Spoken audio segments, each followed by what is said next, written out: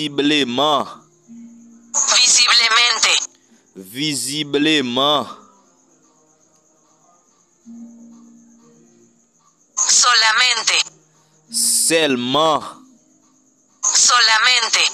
seulement,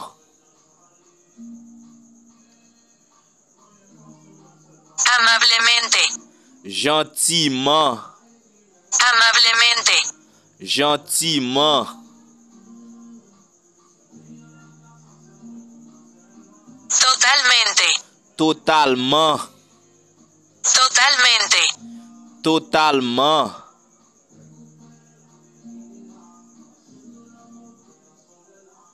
verdaderamente, véritablement, verdaderamente, véritablement, normalmente, normalement,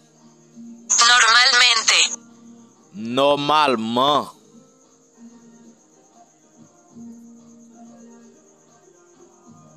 naturalmente, naturellement, naturalmente, naturellement,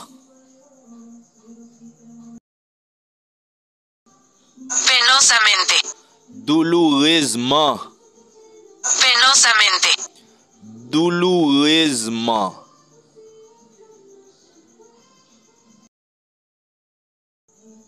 probablemente, probablement, probablemente, probablement,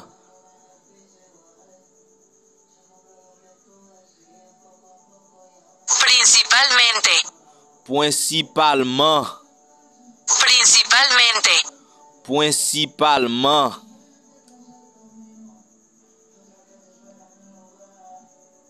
poderosamente, puissamment, poderosamente, puissamment,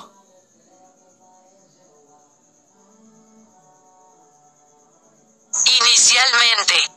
initialement, inicialmente, initialement, sabiamente, sagement, sabiamente, sagement,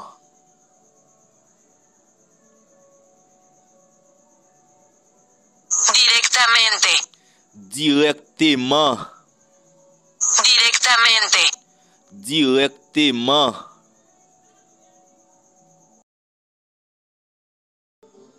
seriamente, sérieusement, seriamente, sérieusement,